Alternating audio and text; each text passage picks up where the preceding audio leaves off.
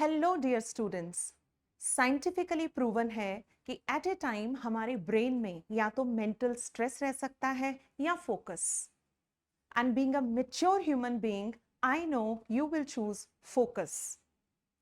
बहुत थोड़े दिन हैं, फोकस बना के रखो, डिस्ट्रैक्शन से बचो। और इस रेस में आपका हाथ पकड़ के हम आगे लेके जाएंगे आपको। और उसी सीरीज में हेलिक्स की तरफ से एक और बहुत इंपॉर्टेंट टॉपिक लेके मैं आज आई हूं, जिसका नाम है जेनेटिक कोड एंड ऑपरेरॉन सिस्टम। ये अक्सर आपको थोड़ा डिफिकल्ट लगता है, बट आई होप कि इसके बाद it will be lot more easier for you. तो शुरू करते हैं बेटा। जेनेटिक कोड होता क्या है? जेनेटिक कोड होता है बच्चे कि एमआरएनए के अंदर जो न्यूक्लियोटाइड का सीक्वेंस है, एमआरएनए के अंदर जो नाइट्रोजन बेसिस का सीक्वेंस होता है, जैसे मान लो यहाँ पे है AUG, ठीक है ना, ऐसे ही आगे UUU और CCG। बच्चे जो एमआरएनए के अंदर जो न्यूक्लियोटाइड का सीक्वेंस होता है, वही डायरेक्ट करता है कि प्रोटीन में कौन कौन से अमीनो एसिड आके जुड़ेंगे। जो एमआरएनए के अंदर नाइट्रोजन बेसिस का सीक्वेंस होता है, वही डिसाइड करता है कि जब भी प्रोटीन बनेगी उसमें कौन कौन से अमीनो एसिड आके जुड़ेंगे। तो पहले कौन सा जुड़ेगा, दूसरे नंबर पे कौन सा जुड़ेगा, तीसरे नंबर पे कौन सा जुड़ेगा, और एक पर्टिकुलर प्रोटीन कैसे बनेगी, ये एमआरएनए का न्यूक्लियोटाइड सीक्वेंस डिसाइड करता है। और इसी एमआरएनए के न्यूक्लियोटाइड सीक्वेंस को which direct the synthesis of a particular amino acid, हम उसको बुलाते हैं जेनेटिक कोड। फॉर एग्जाम्पल, ये तीनों बेसिस फर्स्ट अमीनो एसिड की कौन सा आके लगेगा उस चीज को डायरेक्ट करेंगे। ये जो तीन अगले वाले बेसिस देख रहे हो, ये सेकंड अमीनो एसिड को कोड करेंगे। अब पहले आप चीज समझ लो, कोड करने का मतलब प्रोड्यूस करना नहीं होता। कोड करने का मतलब होता है डायरेक्ट करना। भाई यहां कौन सा अमीनो एसिड आके लगेगा, प्रोड्यूस नहीं करते हैं ये, उस कौन सा आके यहां जुड़ेगा, इस चीज को ये डायरेक्ट करते हैं। तो पहले तीन बेसिस ने पहले अमीनो एसिड को कोड किया, अगले तीन बेसिस ने दूसरे अमीनो एसिड को कोड किया, और ऐसे ही अगले तीन बेसिस ने थर्ड अमीनो एसिड को कोड किया। ये जो एमआरएनए के अंदर बेसिस का सीक्वेंस है, जो अमीनो एसिड कौन कौन सा आके लगेगा, इस चीज को डायरेक्ट करते हैं। बस इसी को बुलाते हैं बच्चे जेनेटिक कोड। जेनेटिक कोड में अक्सर जिस चीज से आप परेशान होते हो वो एनसीईआरटी में दी गई हिस्ट्री है, बहुत हैफिजली दी गई है। हमें वो सीक्वेंस में समझना पड़ेगा ताकि आप नीट के किसी क्वेश्चन में अटको ना। सो ध्यान अपना बस बना के रखना, ये अभी आपको याद हो जाएगी। हिस्ट्री में सबसे पहले जॉर्ज गैमो का वर्क यहाँ पे देखो, 1954 में बच्चे उन्होंने काम किया था। वो बेसिकली फिजिक्स के साइंटिस्ट थे, लेकिन इस फील्ड में भी उन्होंने काम किया। जेनेटिक कोड को ढूंढना एक डॉन्टिंग टास्क था, बहुत बड़ा टास्क था, क्योंकि जेनेटिक कोड को ढूंढना बहुत मुश्किल था। तो बहुत सारी ब्रांचेस के साइंटिस्ट ने मिलकर जेनेटिक कोड को ढूंढा, और ऐसा ही एक नाम है जॉर्ज गैमो का। उन्होंने बड़े सिंपल तरीके से एक पेपर के ऊपर कैलकुलेशन करके अपना दिमाग लगा के ये सोचा कि जेनेटिक कोड का साइज क्या हो सकता है। पिछली स्लाइड में ही मैंने आपको हिंट दे दिया है कि तीन बेसिस का एक जेनेटिक कोड है।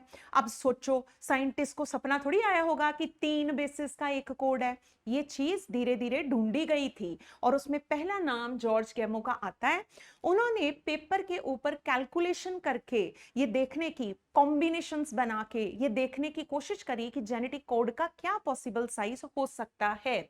ध्यान से सुनना इसको। हमारे पास चार बेसिस होते हैं बेटा, AGC और T। और अगर मान लो वो आरएनए है, फिर आपको पता है वो यूरेसिल हो जाएगा। तो हमारे पास चार बेसिस हैं।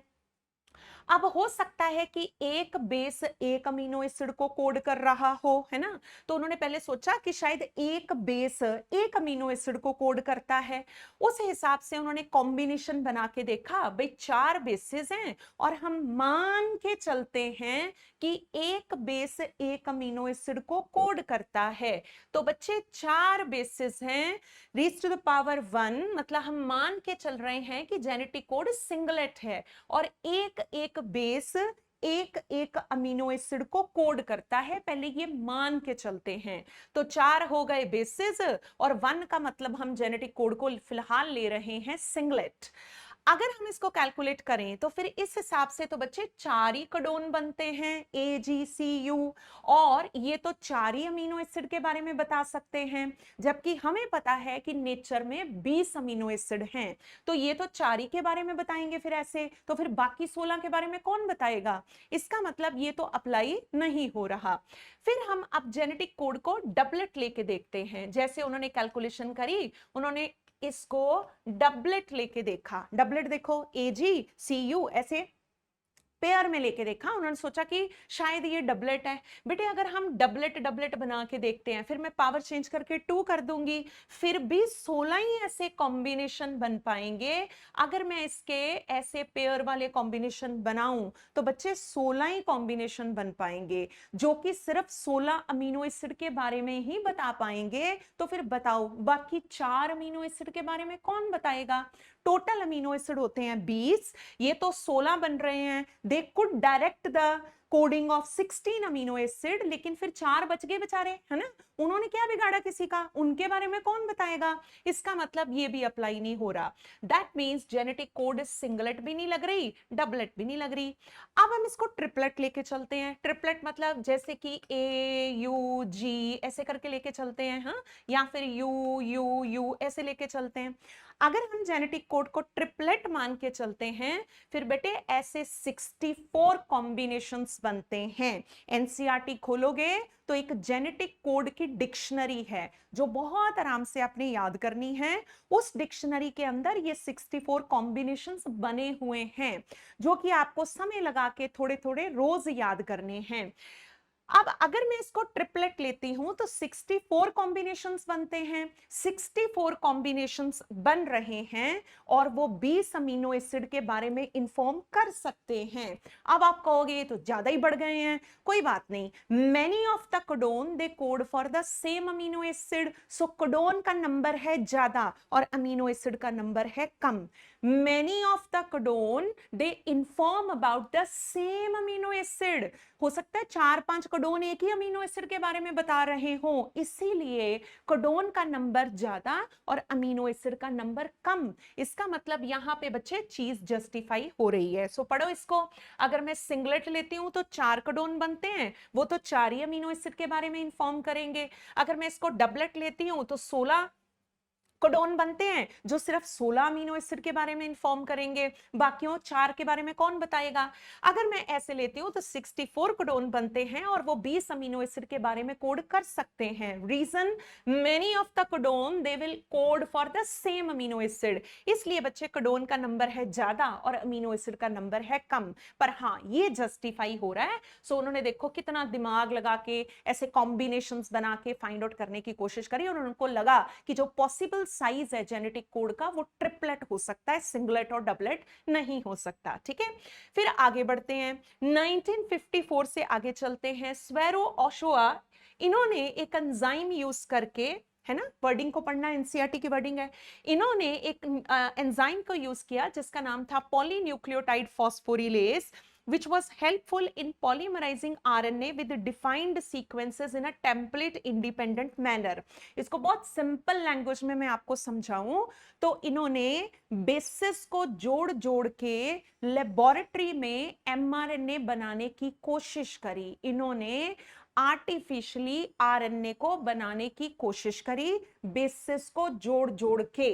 अब वैसे आरएनए कहां से बनता है? डीएनए से। पर इन्होंने बिना डीएनए को यूज किए, यानी बिना टेम्पलेट को यूज किए। नेचर में डीएनए की ड्यूटी है भी आरएनए बनाना है, पर इन्होंने डीएनए को यूज नहीं किया। इन्होंने लैब में बिना डीएनए को यूज किए टेम्पलेट इंडिपेंडेंट मैनर में आरएनए डायरेक्टली बनाया। उसके लिए इन्होंने बेसिस को जोड़ा। ठीक है ना? तो आरएनए सिंथेसिस का क्रेडिट इस साइंटिस्ट को जाता है। ये एनसीईआरटी की वर्डिंग है, आई होप आपने सुन ली। और अक्सर नीट में आता है कि इन्होंने कौन सा एंजाइम किया यूज। एंजाइम जो इन्होंने किया यूज, उसका नाम था पॉलीन्यूक्लियोटाइड फॉस्फोरिलेज। अगर ये चीज नेचर में हो रही है तो आरएनए को आरएनए पॉलीमरेज बनाता है। डीएनए से बनेगा तो आरएनए पॉलीमरेज बनाएगा। इन्होंने बिना डीएनए के बनाया, सो इनका एंजाइम डिफरेंट था। और आप याद रखना उसको पीपी बुलाते हैं, पॉलीन्यूक्लियोटाइड फॉस्फोरिलेज। मार्शल नायरनबर्ग को ये क्रेडिट क्यों जाता है कि उन्होंने जेनेटिक कोड को डिसाइफर किया? क्योंकि बच्चे उनका काम बहुत ही मेहनत वाला था। इनफैक्ट मैं बताऊं तो उनकी अप्रोच ही बहुत डिफरेंट थी। उन्होंने क्या किया बच्चे, उन्होंने बेसिस को मल्टीपल टाइम्स लिया। जैसे यूरेसिल है ना, तो यूरेसिल यूरेसिल यूरेसिल जोड़े, ऐसे ही एडेनिन एडेनिन एडेनिन एडेनिन जोड़े, सी सी सी मल्टीपल टाइम जोड़े, जी जी जी मल्टीपल टाइम उन्होंने जोड़े। तो एक ही बेस को मल्टीपल टाइम जोड़ा। अब आपको कि इससे क्या फायदा होगा? इससे दो फायदे हुए। एक तो कंफर्म हो गया कि जेनेटिक कोड ट्रिपलेट होता है, ठीक है जी, और एक बहुत सारे कोडोन की डिस्कवरी भी हो गई। देखते हैं, आपको 2 मिनट में समझ आ जाना है अगर आप फोकस करोगे तो। देखो, जब उन्होंने यूरेसिल यूरेसिल यूरेसिल यूरेसिल लिए है ना, यूरेसिल जोड़े बहुत सारे, तब उन्होंने देखा कि उस प्रोटीन में आप सिर्फ सिर्फ फिनाइल एलानिन को ही मल्टीपल टाइम देखोगे। जब आपने यूरेसिल यूरेसिल यूरेसिल लिया तो उस प्रोटीन में आपको बहुत सारे फिनाइल एलानिन ही मिलेंगे। इसका मतलब यू यू यू किसका कोड है? फिनाइल एलानिन का कोड है। अगर आप 9 यूरेसिल लेते हो तो आपको 3 फिनाइल एलानिन कोडेड मिलेंगे। सुना आपने? अगर आप 9 यूरेसिल लेते हो तो आपको उस प्रोटीन में 3 फिनाइल एलानिन जुड़े हुए मिलेंगे। 9 लिए थे, 3 प्रोडक्ट मिली, इसका मतलब वाकई ही जेनेटिक कोड क्या होता है? ट्रिपलेट। और साथ के साथ हमें यह भी पता चल गया कि यू यू यू किसका कोड है बच्चे? फिनाइल एलानिन का। और ये सेम चीज उन्होंने बाकी बेसिस पे भी अप्लाई करी। उन्होंने एडेनिन एडेनिन एडेनिन बहुत सारा लिया, उन्होंने देखा कि उस प्रोटीन में बहुत सारे लाइसीन थे, तो ये लाइसीन का कोड हो गया ए। इसी तरीके से जी जी जी, तो उस प्रोटीन में बहुत सारे ग्लाइसीन थे, इसका मतलब ये ग्लाइसीन का कोड हो गया। सी सी सी, उस प्रोटीन में बहुत सारे प्रोलीन थे, इसका मतलब ये प्रोलीन का कोड हो गया। और सबसे बड़ी बात कि अगर आप 9 बेसिस लेते हो तो 3 अमीनो एसिड आपको कोडेड मिलेंगे। इसका मतलब जेनेटिक कोड का नेचर वाकई क्या होता है बच्चे? ट्रिपलेट। फिर कहते so Marshall Nirenberg cracked the genetic code. Almost हमें सारी डिटेल यहां तक समझ आ गई थी। फिर उनके काम को जिन्होंने आगे बढ़ाया, उनका नाम था बच्चे हरगोबिंद खुराना। हरगोबिंद खुराना ने 1961 नायरनबर्ग है और हरगोबिंद खुराना 1964। वो एक कदम इस चीज को और आगे ले गए। उन्होंने होमोपॉलीमर तो बनाए ही बनाए, साथ में उन्होंने कोपॉलीमर बनाए। अब देखो, जब आप एक ही बेस जोड़ी जाओगे तो एक ही टाइप का अमीनो एसिड बनेगा विच इज कॉल्ड होमोपॉलीमर। अगर आप दो दो बेसिस को जोड़ोगे तो दो दो अमीनो एसिड वाली प्रोटीन बनेगी विच इज कॉल्ड कोपॉलीमर, है ना? आप देखो, आप खुद ही देखो, वर्डिंग देख लो पहले एक बार। फर्दर एक्सपोज किसने किया? हरगोबिंद खुराना ने, who developed chemical method which help in synthesising RNA molecule with defined combination of basis. बेटे ये साइंटिस्ट अपनी मर्जी से बेसिस जोड़ जोड़ के प्रोडक्शंस करवा रहे थे ताकि हमें जेनेटिक कोड की सारी मिस्ट्री समझ में आ जाए। देखो उन्होंने क्या किया, अब देखो कंपेयर करो, आप खुद कंपेयर करो। उन्होंने नायरनबर्ग ने यूरेसिल यूरेसिल यूरेसिल यूरेसिल, है ना? अब आगे देखना, यूरेसिल के बाद गुआनिन, यूरेसिल के बाद गुआनिन, यूरेसिल के बाद गुआनिन। इसका मतलब वो दो दो बेसिस को रिपीट कर रहे थे इंस्टेड ऑफ 1। जब आप बच्चे दो दो बेसिस को रिपीट करोगे तो आप खुद ही देखो यहां 2 कोडोन्स बनेंगे, यू जी यू और जी यू जी। फिर से यू जी यू और जी यू जी, इसका मतलब 2 कोडोन है। Now protein will have 2 type of amino acids, और वो जो अमीनो एसिड होते हैं वो एक होता है सिस्टीन और एक होता है विलाइन। तो इन्होंने इस कोडोन को डिस्कवर भी किया और साथ में होमोपॉलीमर्स के साथ साथ इन्होंने कोपॉलीमर्स को भी बनाया। ठीक है जी, ऐसे ही आगे बढ़ते हैं। देखो सारे जने ध्यान से, उन्होंने साइटोसिन और यूरेसिल को मल्टीपल टाइम रिपीट किया। जब आप साइटोसिन और यूरेसिल को मल्टीपल टाइम रिपीट करोगे, C U C U C U, है ना, तो 2 कोडोन बनेंगे। पहले वाला सी यू सी यू, है ना? आराम से बैठ के वो जेनेटिक कोड की डिक्शनरी चेक करना। एक ल्यूसीन का कोड होता है और अगला सेरीन का। इसका मतलब प्रोटीन में 2 टाइप के अमीनो एसिड थे, एक ल्यूसीन और एक सेराइन। अब आप लोग ध्यान से देख लो, वापस चलते हैं फटाफट क्विक रिवीजन ताकि हम अपने क्वेश्चन सॉल्व कर पाए।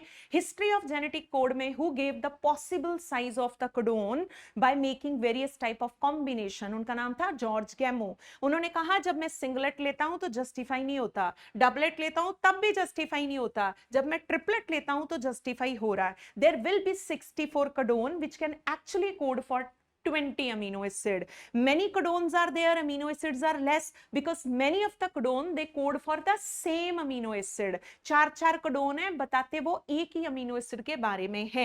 फिर सेवेरो ओशोआ, उन्होंने पॉलीन्यूक्लियोटाइड फॉस्फोरिलेज, इसको आपने ऐसे याद करना है कि भगवान जब आरएनए बनाते हैं तो वो डीएनए से बनवाते हैं और उस एंजाइम का नाम होता है आरएनए पोल। इन्होंने लेबोरेटरी में आर्टिफिशियली बिना डीएनए को यूज किए आरएनए को बनाया, तो इनका एंजाइम भी डिफरेंट था, वो आरएनए पोल नहीं था, वो पॉलीन्यूक्लियोटाइड फॉस्फोरिलेज था। तो अपनी मर्जी से बेसिस यूनाइट करके इन्होंने एमआरएनए का प्रोडक्शन किया। ठीक है जी। फिर कहते हैं मार्शल नायरनबर्ग, इनको तो आप भूल ही नहीं सकते, who deciphered the genetic code, जिन्होंने मिस्ट्री पूरी की पूरी जो थी ना अनफोल्ड कर दी, सबके सामने ले आए। यूरेसिल यूरेसिल यूरेसिल लोगे तो बड़े सारे फिनाइलएलानिन बनेंगे, इसका मतलब यूरेसिल यूरेसिल यूरेसिल फिनाइलएलानिन का कोड है। 9 यूरेसिल लोगे तो 3 फिनाइलएलानिन कोड होंगे। बताओ अब और आगे क्या जानना है? पता लग गया कि वाकई ही जेनेटिक कोड क्या होता है, ट्रिपलेट। और ये चीज उन्होंने बाकी बेसिस पे भी अप्लाई करी।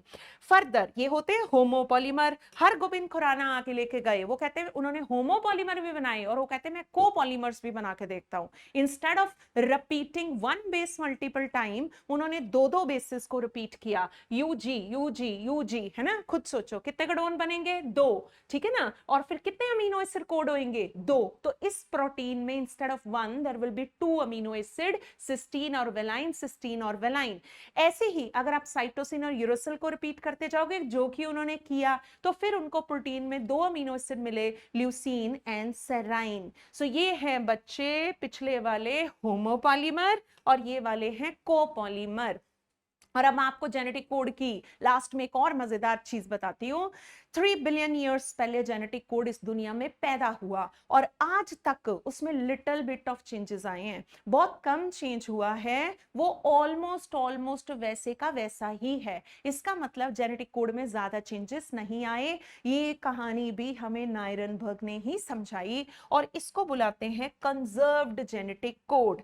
और अगर मन लगा के आपने मुझे सुना, एनसीईआरटी ने ये सारा कुछ बस गोलमोल सा कर दिया हुआ है, आई होप आपने सीक्वेंस में सारा कुछ देखा, तो फिर बेटे इस क्वेश्चन को सॉल्व करते हैं। देखो मार्शल नायरनबर्ग, इन्होंने ही synthesise protein in a cell free system. ठीक है, आगे बढ़ते हैं भाई, देखो पढ़ो सारा आराम से पढ़ो।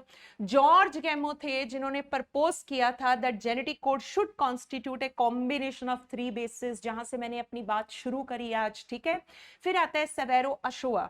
सेवेरो ओशोआ ने पॉलीन्यूक्लियोटाइड फॉस्फोरिलेज को यूज किया था। ठीक है, सेवेरो ओशोआ ने पॉलीन्यूक्लियोटाइड फॉस्फोरिलेज को यूज किया था। और फिर आते हैं Hargobind Khurana, who developed chemical method for the synthesis of RNA with defined combination of bases।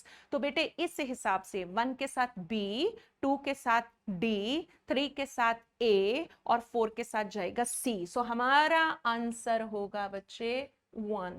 ठीक है बच्चे, आगे बढ़ते हैं। जेनेटिक कोड के सेलिएंट फीचर क्या होते हैं? जेनेटिक कोड का एक फीचर तो आई होप अभी तक याद ही हो गया होना आपको कि जेनेटिक कोड ट्रिपलेट होती है। 3 बेसिस का एक मैसेज होता है। और कितनी देर लगी साइंटिस्ट को वो चीज ढूंढने में? तो 3 बेसिस का एक मैसेज होता है। इस प्रॉपर्टी को बच्चे बुलाते हैं triplet nature. Triplet nature, genetic code is made up of 3 basis. ठीक है, ये देख लो एक बार एग्जांपल के साथ। ये फर्स्ट जेनेटिक कोड है, ये दूसरा जेनेटिक कोड है और ये तीसरा जेनेटिक कोड है। इसका मतलब हर genetic code is made up of 3 basis और इस नेचर को हम बुलाते हैं ट्रिपलेट। ठीक है जी।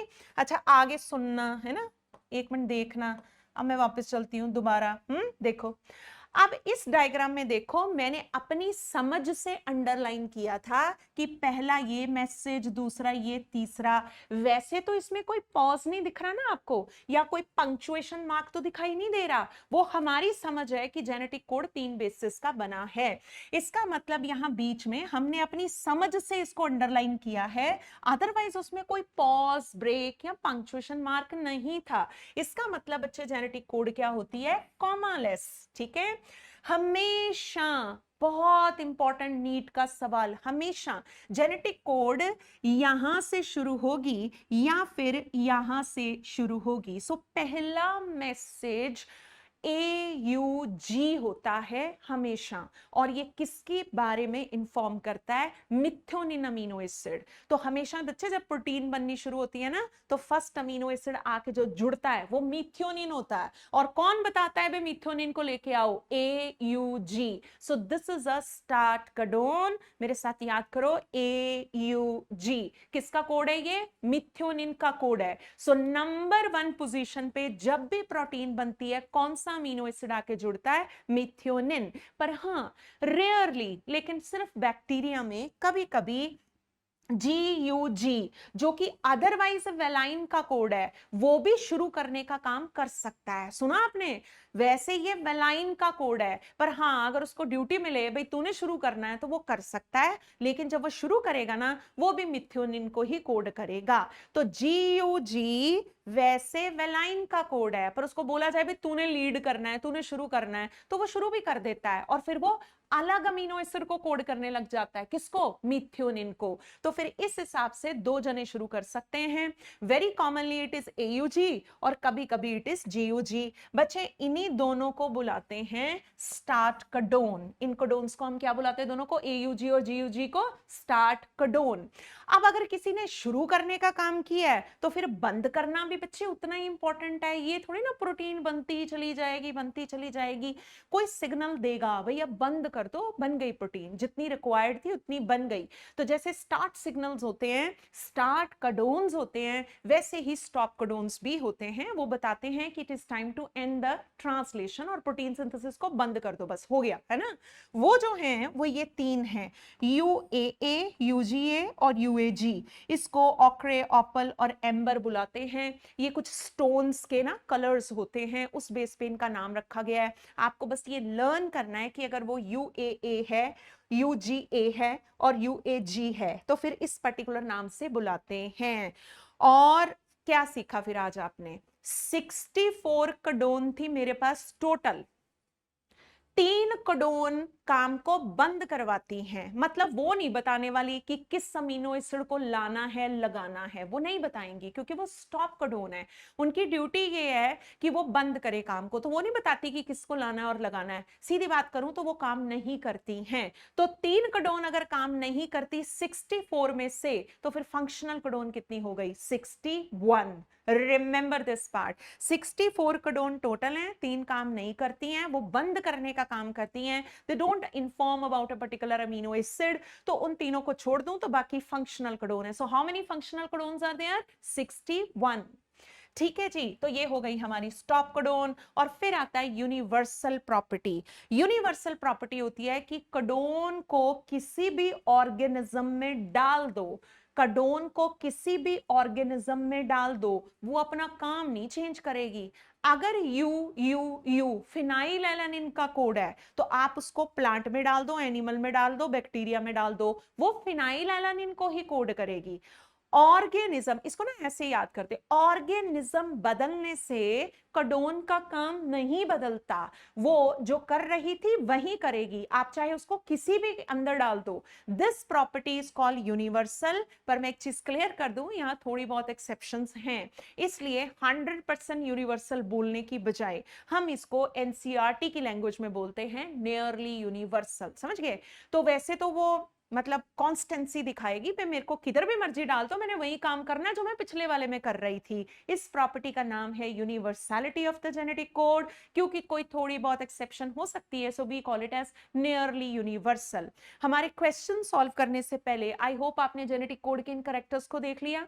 3 बेसिस का एक मैसेज होता है, this property is called triplet, बीच में कोई पंक्चुएशन मार्क पॉज नहीं आता है, this property is called commaless.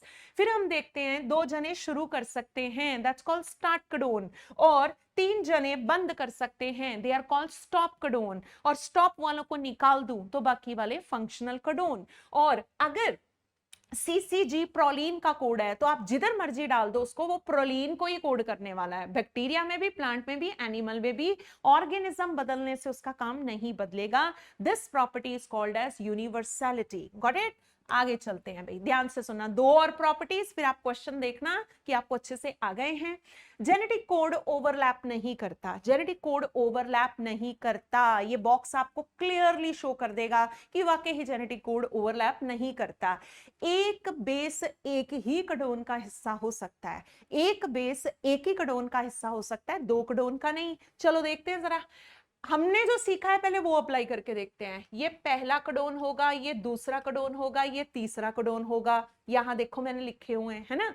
पर सपोज कर लो ये ओवरलैप कर रहे हैं, अब आप ध्यान बना के रखना अपना, सपोज कर लो कि ये ओवरलैप कर रहे हैं, फिर बेटा जी ये पहला कोडोन होगा, दैट इज AUG, और ये दूसरा कोडोन, ये देखो मैंने ओवरलैप करवा दिया, UGU, ये दूसरा कोडोन होगा। इसी तरीके से GUU, ये तीसरा कोडोन होगा, UUU, ये चौथा कोडोन होगा, फिर UUC, ये 5th कोडोन होगा, फिर UCC, ये 6th कोडोन होगा, और फिर CCG, ये 7th कोडोन होगा।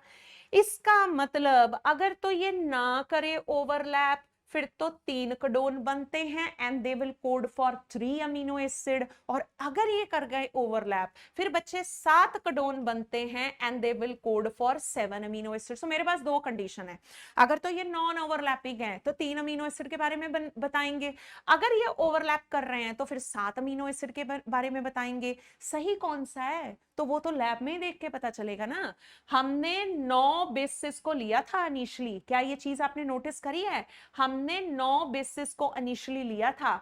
जब आप लैब में 9 बेसिस लेके काम करते हो ना, तो बच्चे उस प्रोटीन में 3 ही अमीनो एसिड कोडेड मिलते हैं। जब लैब में करोगे, 9 बेसिस लेके लैब में ये काम करोगे, प्रोटीन बनाओगे, तो आपको ये वाली कंडीशन मिलेगी, यू विल सी कि उसमें 3 ही अमीनो एसिड कोडेड है, 7 नहीं है। इसका मतलब ये झूठा है, ये फेक है, ये अप्लाई नहीं होता है। इसका मतलब जेनेटिक कोड ऐसे ओवरलैप नहीं करता। बताओ फिर नेचर क्या हुआ जेनेटिक कोड का? नॉन ओवरलैपिंग नेचर है। इसका मतलब इसको भी टिक लगा देते हैं। फिर भरोसे के लायक है, जेनेटिक कोड पे आप भरोसा कर सकते हो, ट्रस्ट कर सकते हो। अगर आप उसकी पोजीशन बदलोगे, बेटे ऑर्गेनिज्म की बात नहीं कर रही मैं, अब आपने जेनेटिक कोड की ना पोजीशन बदलनी है, आप देखोगे वो अपना काम नहीं बदलेगा। कई बच्चे इन दोनों कैरेक्टर्स में कंफ्यूज हो जाते हैं। पहले मैं बात कर रही थी ऑर्गेनिज्म बदलने से काम नहीं बदलता, दैट इज कॉल्ड यूनिवर्सैलिटी। अब मैं कुछ और बात कर रही हूँ, जेनेटिक कोड यहां थी, मैंने पकड़ के यहां कर दी, यहां जेनेटिक कोड यहां थी, मैंने पकड़ के यहां कर दी, आप देखोगे उसका काम नहीं बदलेगा। वो जिसको पहले कोड कर रहा था उसी का, आप उसको दूसरी पोजीशन पे लगा दो, आप उसको चौथी पोजीशन पे लगा दो, आप उसको 6th पोजीशन पे लगा दो, वो अपना काम नहीं बदलती है। इस प्रॉपर्टी को बोलते हैं नॉन एम्बिगुअस नेचर या अनएम्बिगुअस। एम्बिगुअस इज डाउटफुल, मतलब आप डाउट नहीं कर सकते, ट्रस्ट कर सकते हो, पर है कोई ऐसा जिस पे ट्रस्ट नहीं भी कर सकते हो? और आ गया होगा आपको, वो अभी बताया था बेटे मैंने कौन सा, GUG।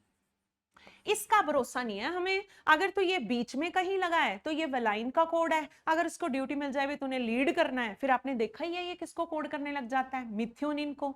तो अगर ये फर्स्ट पोजीशन पे है फिर ये मिथ्योनिन को कोड करेगा, और फर्स्ट को छोड़ के अगर ये किसी और पोजीशन पे है फिर बेटा अपना सही वाला काम करेगा जो इसको करना है, that is valine. So methionine इसको जबरदस्ती कोड करवाया जाता है अगर ये फर्स्ट पोजीशन पे लग जाए।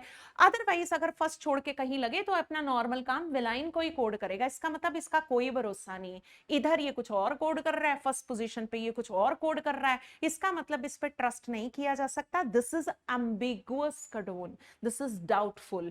अब कोई फंक्शन पूछे तो पहले मुझे पूछना पड़ेगा कि वो कौन सी पोजीशन पे लगा है, फिर ही मैं बता पाऊंगी कि वो कौन सा काम कर रहा है। फर्स्ट पोजीशन पे है तो मिथ्योनिन, कहीं और है तो वेलाइन। बस ये एम्बिगुअस कोडोन है। और अब बड़ा इंपॉर्टेंट एरिया जो आपको मुश्किल लगता है, जहां पे आप अटकते हो, जहां पे आप गलतियां करते हो नीट के अंदर, बस उस लास्ट प्रॉपर्टी की तरफ आ गए हैं।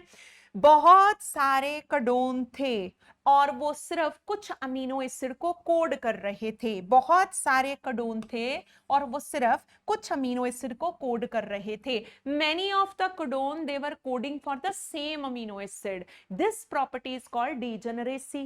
Many codon है ना, और बताते वो एक ही अमीनो एसिड के बारे में है। इस प्रॉपर्टी को डीजेनरेसी बुलाते हैं। मैं आपको एक बहुत सिंपल एग्जांपल से समझाती हूँ। ये देखो सी सी सी सी सी जी सी सी ए सी सी यू, है ना।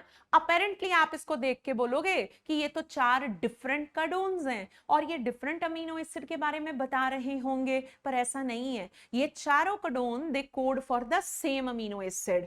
जब भी इनमें से कोई कोडोन आएगा तो वो सिर्फ एक ही अमीनो एसिड के बारे में बताते हैं जिसका नाम है प्रोलीन।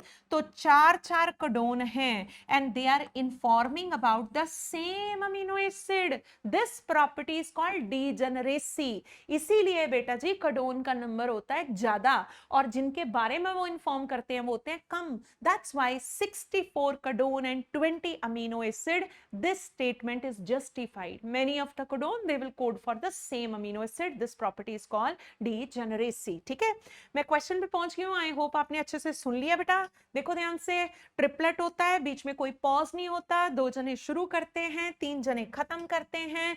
ऑर्गेनिज्म बदलने से इसका काम नहीं बदलेगा, ओवरलैप ये बिल्कुल भी नहीं करती, पोजीशन बदलने से भी इसका काम नहीं बदलेगा। और अभी हमने देखा कि many of the codon they code for the same amino acid और इस प्रॉपर्टी का नाम क्या होता है, डीजेनरेसी। ठीक है, चलिए क्वेश्चन पे आते हैं, ध्यान से देखना। Which is not true for genetic code? ये nearly universal है, बिल्कुल सही। हाँ, ये degenerate है, सही, हम इस पे शक नहीं कर सकते, सही। और इसको नॉन कंटिग्यूअस फैशन में पढ़ते हैं, मतलब नॉन कंटिन्यूअस फैशन में पढ़ते हैं। नहीं बेटे, कंटिन्यूअस फैशन में होता है, ये बीच में कोई पॉज नहीं होता है, कंटिग्यूअस फैशन में होता है, कंटिन्यूअस फैशन में होता है। तो यहाँ गड़बड़ हो गई है, उन्होंने बोला है which is not true, इसका मतलब हमारा आंसर यही आएगा। देख लो सारे जने, आंसर आएगा हमारा 4th। ठीक है जी, आगे बढ़ते हैं। Many of the codon they code for the same amino acid, है ना। ये चीज बहुत ध्यान से सुनने वाली है, बहुत फायदा करने वाली है आपका। जो भी मैं आगे 2-3 मिनट में बोलूंगी इस कॉन्सेप्ट को सीख लेना, क्योंकि हर स्टूडेंट का इस कॉन्सेप्ट के ऊपर ग्रिप होता नहीं है। 4 कोडोन हैं, they code for the same amino acid. हमने अभी अभी सीखा ये डीजेनरेसी है। चलो देखो, इसका मतलब ये तो चीटिंग है, नहीं चीटिंग। ये है, ये आ गया, ये भी प्रोलीन के बारे में बताएगा, ये आ गया, ये भी प्रोलीन के बारे में बताएगा, ये आ गया, ये भी प्रोलीन, ये भी प्रोलीन। तो ये तो ऐसे लग रहा है चीटिंग हो रही है हमारे साथ। 4 कोडोन अपेरेंटली दिखने में अलग लग रहे हैं और पता चल रहा है कि काम एक ही करते हैं। This is some sort of cheating. इसका मतलब 3rd पोजीशन पे बेस अलग है, फिर भी उसके काम पे असर नहीं पड़ रहा। 3rd पोजीशन पे बेस अलग है, वॉबल कर रहा है, चेंज हो रहा है, लेकिन फिर भी बच्चे उसके काम पे असर नहीं पड़ रहा। इस पोजीशन को बुलाते हैं वॉबल पोजीशन। ये चेंज हुई पर इससे कोई फर्क तो पड़ा नहीं, इसका मतलब this position is not that important. अगर ये बदल भी रही है फिर भी उसके काम पे देखो फर्क ही नहीं पड़ रहा, इसका मतलब 1st और 2nd पोजीशन कोडोन में ज्यादा इंपॉर्टेंट होती हैं और जो 3rd पोजीशन होती है वो इतनी ज्यादा इंपॉर्टेंट नहीं है। तो 2 चीजें सीखी हमने। कोडोन की तीसरी पोजीशन कोई खास इंपॉर्टेंट नहीं होती, अगर वो बदल भी जाए तो उसका काम सेम ही रहता है। और चार चार कोडोन है, हमें तो चीटिंग कर रहे हैं, ये दिखा रहे हैं भी हम 4 जने हैं, पता चला काम एक ही कर रहे हैं। तो अगर हम धोखा खा रहे हैं तो सोचो जो इनको पढ़ने आता है वो भी तो धोखा खाता होगा। वो होता है टीआरएनए जो इस मैसेज को पढ़ने आता है ना, और करस्पॉन्डिंग अमीनो एसिड को उठा के लाता है। बेटे ऐसे तो फिर इन चारों को देख के वो भी धोखा खा जाएगा। चार चार टीआरएनए पहुंच जाएंगे इस मैसेज को रीड करने के लिए, है ना। चार चार टीआरएनए आएंगे, इस मैसेज को रीड करेंगे, फिर पता चला कि ये तो धोखा हो गया, ये चारों जने तो एक ही अमीनो एसिड के बारे में बता रहे थे। पर नहीं, अगर ये तीसरी पोजीशन पे वॉबल करता है तो टीआरएनए इस चालाकी को पहचानता है, उसको ये टैकल करना आता है। अगर ये थर्ड पोजीशन पे वॉबल करता है तो टीआरएनए बच्चे अपनी फर्स्ट पोजीशन पे वॉबल करता है और वो इस चीटिंग को पहचानता है। चार चार जने नहीं आने वाले यहाँ पे, यहाँ 2 ही जने आके काम चला देंगे, टीआरएनए वेस्ट होने से बच जाएगा। सुना आपने, this is called economy of tRNA. शक्ल देख के लग रहा था चारों अलग हैं, मुझे लगा 4 टीआरएनए आएंगे बेचारे काम करेंगे, फिर पता चला भाई ओहो ये तो गड़बड़ होगी, तो सारे एक ही अमीनो एसिड के बारे में बता रहे हैं। नहीं, अगर ये चालाकी करनी जानता है तो टीआरएनए को ये चालाकी पता है, वो भी इसको पहचानता है, वो भी कुछ करेगा। आप देखोगे वो इस चालाकी को समझ जाएगा, खुद को वेस्ट होने से बचाएगा। और ध्यान से सुनना, इन चारों मैसेजेस को पढ़ने में 4 टीआरएनए वेस्ट नहीं होते, 2 से ही काम चल जाता है। अगर ये अपनी थर्ड पोजीशन पे वॉबल करता है तो टीआरएनए अपनी फर्स्ट पोजीशन पे वॉबल करता है। See this diagram, very very important, अपनी कॉपी में नोट कर लेना इसको। ये है बच्चे कोडोन, ये सी भी हो सकता है, ये भी हो सकता है, ये भी हो सकता है, ये भी हो सकता है। अभी हमने बात करी ये चारों में से कोई भी हो सकता है, और बताएंगे ये एक ही अमीनो एसिड के बारे में। 4 टीआरएनए वेस्ट नहीं होंगे। देखो भी कैसे नहीं होंगे, फटाफट देखना। ये 5 to 3 है ना, टीआरएनए जो आके जुड़ता है वो ऐसे जुड़ता है, इसको बोलते हैं कोडोन, इसको बोलते हैं एंटी कोडोन। ये होता है बच्चे कोडोन, ये होता है एंटी कोडोन जो मैसेज को पढ़ रहा है। कोडोन के सामने लगता है एंटी कोडोन, यहाँ बेसिस उल्टे होते हैं, कॉम्प्लीमेंट्री होते हैं, सी के सामने जी, सी के सामने जी। ठीक है, तो ये कोडोन है बच्चे, ये एंटी कोडोन है, ये कोडोन है, ये एंटी कोडोन है, ये एमआरएनए का है, ये टीआरएनए का है, कॉम्प्लीमेंट्री पेयरिंग है। ये है 5 to 3 स्ट्रैंड, और ये इधर से यानी कि 3 to 5 स्ट्रैंड। ये पहले तो आपको ये सीखना पड़ेगा एमआरएनए टीआरएनए आपस में बाइंड कैसे करते हैं। सी, उनकी पोलैरिटी भी अलग होती है, उनके बेसिस भी अलग होते हैं, उनकी पोलैरिटी भी ओपोजिट है, उनके बेसिस भी ओपोजिट हैं। लेकिन आप कहोगे कि ये कौन लगा हुआ है, आए आए तो हमने कहीं पढ़ा नहीं, AUGCUT पढ़ते हैं। तो बेटे ये ना टीआरएनए की एक खासियत होती है, उसके पास एक मॉडिफाइड बेस होता है आइनोसिन, बनाया उसने ये एडेनिन से ही होता है, बस ये ना चालाकी समझता है। तो अगर ये अपनी थर्ड पोजीशन पे वॉबल कर रहा है ना, ये इसकी फर्स्ट पोजीशन है बच्चे, ये सेकंड पोजीशन है, ये थर्ड है, इसकी इधर से काउंट करेंगे, इसकी फर्स्ट पोजीशन है, ये थर्ड है, सेकंड है, ये थर्ड है। देखो दोबारा देखो, पोजीशनिंग नंबरिंग ना 5th से स्टार्ट करते हैं, तो ये पहला बेस है, ये दूसरा बेस है, ये तीसरा। इधर देखो, अगर नंबरिंग 5th से शुरू करते हैं तो फिर इसकी तो इधर से शुरू होनी चाहिए, तो ये पहला है, ये दूसरा है, ये तीसरा। तो ये पहला बेस है, ये दूसरा बेस है, ये तीसरा। इधर बात करो, ये पहला बेस है, ये दूसरा, ये तीसरा। और बता मैं क्या रही हूं कि भगवान ने इसको एक ऐसी चीज दे रखी है जो इस चालाकी को समझ के उसको टैकल करेगा।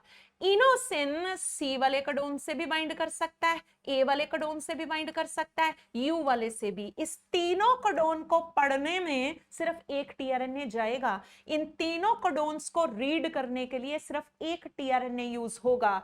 Inosine can bind with C, inosine can bind with A, inosine can bind with U. Inosine इन तीनों को पहचान के, तीनों को पढ़ के काम चला सकता है। हमें 3 टीआरएनए की जरूरत नहीं है, बिकॉज भगवान ने जो आइनोसिन बना रखा है वो CAU तीनों से बाइंड करता है, बस इससे नहीं कर पाएगा तो कोई बात नहीं, एक टीआरएनए यहां लग गया, दूसरा टीआरएनए आएगा वो इसको पढ़ लेगा। पर मुझे बताना बच्चे, 4 तो नहीं ना लगे, 2 से ही काम चला लिया हमने। अगर ये चीज ना होती, अगर ये चालाकी ना समझता, तो इसको पढ़ने में 4 डिफरेंट कोडोन्स को जो शक्ल में डिफरेंट लग रहे हैं उनको 4 टीआरएनए आधे थे और उन्होंने वेस्ट हो जाना था, तो ये 2 से ही काम चल गया। So there is economy of tRNA, tRNA waste होने से बच गए, है ना। इस चीज को आराम से एक बार दोबारा सुनना, क्योंकि ये बहुत ही बढ़िया वाला एरिया होता है जिसपे अक्सर क्वेश्चन फ्रेम होते हैं। फिर कहते हैं which one of the following is starter codon. बेटे स्टार्टर कोडोन तो रट गई होगी आपको, एयूजी और जीयूजी। ठीक है, आगे बढ़ते हैं। एयूजी कोडोन, ये एनसीईआरटी की लाइन है, एयूजी के डबल रोल है, बिल्कुल डबल रोल है। एक तो वो काम को शुरू भी करता है और एक आपको पता है वो फर्स्ट अमीनो एसिड को लाके डिपॉजिट भी करता है। एयूजी काम को शुरू भी करता है और वो फर्स्ट अमीन, ऐसे नहीं मैंने शुरू किया बस मैंने शुरू कर दिया आगे कर लो काम, ऐसे नहीं, वो शुरू भी करता है और फर्स्ट अमीनो एसिड को लाके डिपॉजिट भी करता है। सो उसका डुअल रोल है। So it has dual function. Reason, besides coding for methionine it also code as initiator codon. बिल्कुल ठीक, इसका मतलब ये नीचे वाला इसका करेक्ट एक्सप्लेनेशन है। So both are true and the reason is the correct explanation of the assertion. चलिए आगे। ये हमारा जेनेटिक कोड था। आई होप आपने अच्छे से सुना। जेनेटिक कोड की स्पेशली जो डीजेनरेसी वाली प्रॉपर्टी है उसको ध्यान से एक बार दोबारा सुनना। डीजेनरेसी ये बताती है कि अगर कोडोन अपनी थर्ड बेस पे वॉबल करता है तो टीआरएनए अपने फर्स्ट बेस पे वॉबल करता है और वो इस चालाकी को पहचानता है, टैकल करना जानता है और वेस्ट होने से बच जाता है। अब आते हैं हम एक बहुत इंपॉर्टेंट एरिया की तरफ। ये मुझे शायद ना भी बताऊं तब भी आपको पता है कि कितना इंपॉर्टेंट एरिया, जिससे लास्ट हर ईयर में क्वेश्चन जो है वो फ्रेम होके आ रहा है। और क्वेश्चन ऐसा भी नहीं होता कि बहुत सिंपल सा आप पढ़ के कर लोगे। ठीक है, ये बच्चे ऑपरॉन सिस्टम है और हमारे पास आज सिर्फ लैक ऑपरॉन का डिस्क्रिप्शन है। सो ध्यान से मेरी बात को सुनना। ये ऑपरॉन सिस्टम है। ऑपरॉन सिस्टम में हम लैक ऑपरॉन को पढ़ने वाले हैं। ये लैक्टोज ऑपरॉन होता है और ये इकोलाई के अंदर जैकब एंड मोनोट ने ढूंढा था। ये ऑपरॉन का सिस्टम है। ऑपेरॉन सिस्टम बड़े टाइप के होते हैं। हम कौन सा पढ़ने वाले हैं? Lac operon, lactose operon. इसको ढूंढा किसने था? जैकब एंड मोनोट ने 1961 में। कहां ढूंढा था? हमारे स्टैंडर्ड बैक्टीरिया इकोलाई में, है ना। अब सबसे पहले मैं कंफ्यूजन आपकी दूर करती हूँ भी, ऑपेरॉन होता क्या है ना। बड़ी डेफिनेशंस आपने पढ़ी होंगी इधर उधर से, अब सुन लो ऑपेरॉन होता क्या है, क्या तरीका है उसको याद करने का। ऑपेरॉन एक जीन का क्लस्टर है, एक जीन का बंच है जिसमें वो जीन भी हैं जिन्होंने कंट्रोल करना है और वो जीन भी हैं जिनका कंट्रोल होना है। तो it's a bunch of gene जिसमें वो जीन भी होंगे जो कंट्रोल करेंगे और वो जीन भी होंगे जिनको कंट्रोल किया जाएगा। जिनको कंट्रोल किया जाए उनको स्ट्रक्चरल जीन बुलाते हैं। जिनको कंट्रोल किया जाए उनको बच्चे स्ट्रक्चरल जीन बुलाते हैं और जो कंट्रोल करते हैं उनको इनहिबिटर, प्रमोटर और ऑपरेटर जीन बुलाते हैं। अब इसको याद कैसे करना है? तो आराम से 2 मिनट लगा के स्लाइड को देखो। ये हमारे पास इनहिबिटर जीन है, रेगुलेटरी जीन भी बोलते हैं इसको। ये प्रमोटर है, ये ऑपरेटर है। ये देखो इसको कैसे याद करना है। आईपीओ, आईपीओ देख रहे हो, ये आई जीन है, इनहिबिटर जीन है, ये प्रमोटर जीन है, ये ऑपरेटर जीन है। बेटा जी ये वो 3 जने जिन्होंने कंट्रोल करना है, जिन्होंने कंट्रोल करना है, जीन के एक्सप्रेशन को कंट्रोल करना है। अब करना किसको है कंट्रोल? ये कंट्रोल करेंगे पर कंट्रोल होगा किसका? वो ये 3 जने देख लो, इनको बुलाते हैं स्ट्रक्चरल जीन। तो बेटा ये 3 जने कंट्रोल करेंगे और इन तीनों का कंट्रोल होगा। बस इस बंच ऑफ जीन को हम किस नाम से बुलाते हैं? ऑपेरॉन। और लैक्टोज ऑपेरॉन एक स्टैंडर्ड ऑपेरॉन है, प्रोटोटाइप ऑपेरॉन है, सैंपल ऑपेरॉन है, जिससे रियलिटी आपको ऑपेरॉन की एक एक रियलिटी समझ में आ जाएगी कि ऑपेरॉन होता क्या है। और हम बहुत सालों से देख रहे हैं किसके ऊपर क्वेश्चन फ्रेम होके आता है। सो ध्यान से सुनना। ये इनहिबिटर जीन है, ये लगातार 24 घंटे एक्टिव रहता है। कॉन्स्टिट्यूटिव जीन होता है, लगातार एक्टिव रहता है और एक प्रोटीन को बनाता रहता है जिसका नाम है रिप्रेसर। ये रिप्रेसर प्रोटीन इस ऑन ऑफ बटन के साथ जाके जुड़ जाती है। तो आई जीन 24 घंटे काम करता है, एक प्रोटीन को बनाता ही रहता है वो, जिसका नाम होता है, बच्चे याद कर लो, इस प्रोटीन को क्या बुलाते हैं? रिप्रेसर। तो आई जीन रिप्रेसर प्रोटीन को 24 घंटे बनाएगा। नाम से पता चल रहा है भाई ये किसी को रिप्रेस करने वाला है। ये प्रोटीन जाके इस बटन से जुड़ जाती है जो कि इस सिस्टम का ऑन ऑफ बटन है। अगर रिप्रेसर इस ऑपरेटर जीन के साथ जाके जुड़ गया तो ये सिस्टम शट ऑफ हो जाएगा, है ना। जैसे स्विच होता है, अगर आपने लाइट बंद कर दी तो सारे कमरे में अंधेरा छा जाएगा, मतलब सारी जगह पे डार्कनेस आ जाएगी सिर्फ एक बटन को ऑफ करने से, बस ऐसे ही। तो ये जाके यहाँ पे ऑपरेटर से जुड़ता है। ऑपरेटर एक ऑन ऑफ बटन है, किसी ने अगर उसको ऑफ कर दिया ये सारा सिस्टम शट ऑफ हो जाएगा। कैसे शट ऑफ होगा? एक एंजाइम जिसने यहाँ पे जुड़ना था, आगे बढ़ना था, वो ना जुड़ पाएगा, और अगर जुड़ भी गया ना तो आगे बढ़ नहीं पाएगा, क्योंकि रिप्रेसर ने बीच में हर्डल क्रिएट कर दी, वो यहां आके जुड़ गया है। अब ये वाला एंजाइम इसको ढूंढ के जुड़ना चाह रहा था ना, या तो होगा कि वो इसके ऊपर जुड़ ही नहीं पाएगा, या फिर जुड़ पाएगा पर स्लाइड करके आगे नहीं जा पाएगा जहां उसकी जरूरत है। तो ये एंजाइम, ये आरएनए पॉलीमरेज एंजाइम होता है जो कि आरएनए को बनाता है, ट्रांसक्रिप्शन करता है ना। ये वही एंजाइम है। वो बेचारा ना जुड़ पाया ना स्लाइड कर पाया, है ना। अब क्योंकि वो यहाँ पे जुड़ा नहीं, यहाँ पहुंचा नहीं, तो इनको मिला नहीं, और इनको बच्चे वो एंजाइम जब मिला ही नहीं तो ये काम कैसे करेंगे? तब आप देखोगे there will be no transcription and no translation, यानी कि सिस्टम क्या रहेगा? ऑफ। तो यहाँ एक प्रोटीन बनती है, वो इस बटन को बंद कर देती है, और एक एंजाइम जिसको यहां आके जुड़ के काम करना था, आगे जाना था और अपना काम करवाना था, वो नहीं कर पाएगा। इन तीनों को, जो स्ट्रक्चरल जीन होते हैं यहाँ पे, उनको ये एंजाइम नहीं मिल पाएगा। अब बेटा जी ये तो ट्रांसक्रिप्शन का एंजाइम था, अब अगर मिला ही नहीं तो no transcription no translation, that means कि ये सिस्टम अपनी ऑफ कंडीशन में रहेगा। आई होप आपने अच्छे से सुना। ये लैक ऑपरॉन था और ये बंद ही रहता है, ऐसे ही रहता है, ये शट ऑफ ही रहता है। इकोलाई अपने इस सिस्टम को बंद करके रखता है। क्यों बंद करके रखा? भगवान ने इतना बढ़िया सिस्टम दिया हुआ, उसको शट ऑफ करके क्यों रखा हुआ है? क्योंकि बच्चे इकोलाई को ना लैक्टोज शुगर इतनी पसंद नहीं है ना। कई जैसे कई बच्चों को दूध पसंद नहीं होता, lactose is milk sugar basically, तो इकोलाई को लैक्टोज शुगर पसंद नहीं है। अगर उसको और कोई कार्बन का सोर्स ग्लूकोज वगैरह मिल रहा है ना, फिर उसको लैक्टोज अच्छी नहीं लगती। ये सिस्टम लैक्टोज को तोड़ने वाला सिस्टम है। लैक्टोज वो खाता ही नहीं, उसको पसंद ही नहीं आती है। हाँ, मजबूरी में खा लिया तो खा लिया, वैसे वो लैक्टोज को ना खाता है ना तोड़ाता है। इसका मतलब ये system most of the time क्या रहेगा? ऑफ रहेगा। तो बच्चे लैक्टोज ना खाई ना तोड़ाई, फिर इस सिस्टम ने, जिसने लैक्टोज को ब्रेक करना था, उसकी कोई जरूरत फील ही नहीं हो रही। इसका मतलब ये सिस्टम अपनी शट ऑफ कंडीशन में रहेगा। पर आपने तरीका देखा इसको बंद कैसे? देखो क्या ही बढ़िया एग्जांपल है जीन रेगुलेशन का, कि किसी चीज की रिक्वायरमेंट नहीं है ना तो उसको थोड़ी देर बंद करके रख दो। समझ गए बेटा?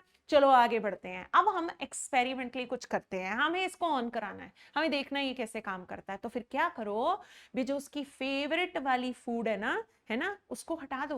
वो ग्लूकोज खाता है, आप उस मीडियम से ग्लूकोज को हटा दो और उसको लैक्टोज दो, है ना। जब हमें बड़ी भूख लगी होती है और हमारी फेवरेट सब्जी नहीं भी बनी होती है, फिर जो मिले वही खा लेते हैं। तो वैसे तो उसको लैक्टोज ग्लूकोज पसंद था, हम क्या करते हैं उसको हटा देते हैं और लैक्टोज छोड़ देते हैं। अब बेटे मजबूरी में वो बेचारा लैक्टोज खाएगा। तब आप देखोगे जब आप धक्के से उसको लैक्टोज खिला रहे हो, भाई खा अब तू लैक्टोज, तब आप देखोगे ये सिस्टम ऑन हो जाएगा, है ना। ये सिस्टम जो बंद बैठा था ये ऑन हो जाएगा। अब यही सीखना आज आपने भी, जो बंद था वो ऑन कैसे हो गया। सी, जो आपने बेटा जी लैक्टोज डाली है, lactose is milk sugar, it's a disaccharide sugar, दो मोनोसैकेराइड यूनिट से वो बनी होती है। मैंने उसको खिलाई, वो ग्लूकोज मांग रहा था, मैंने नहीं दिया, मैंने लैक्टोज दिया, भाई खा इसको, है ना। तो धक्के से लैक्टोज दिया। अब सुनना, लैक्टोज का एक आइसोमेरिक फॉर्म होता है थोड़ा सा उसके अंदर, जिसको एलोलैक्टोज बुलाते हैं। बस बेटा जी इसने इंड्यूसर का काम करना है। ये क्या करेगा? ये इंड्यूसर का काम करेगा और इस रिप्रेसर को रास्ते में ही पकड़ लेगा। आपको पता है ये कहां जाता है? ये जाके बटन बंद करने वाला था, इसने उसको रास्ते में ही ट्रैप कर लिया कि तू वह नहीं जाएगा, ठीक है ना, उसके साथ खुद जुड़ गया, यानी एक रिप्रेसर इंड्यूसर कॉम्प्लेक्स बन गया, है ना। तो वो भाई साहब जा रहे थे बटन बंद करने, इन्होंने रास्ते में ही रोक लिया कि मत जाओ, ठीक है ना। उसके साथ मिलके ये रिप्रेसर इंड्यूसर कॉम्प्लेक्स बनाएगा। अब हमें समझ आता है कि वो बटन जो पहले शट ऑफ था वो ऑन हो जाएगा, किसी ने उसको रिप्रेस किया ही नहीं है।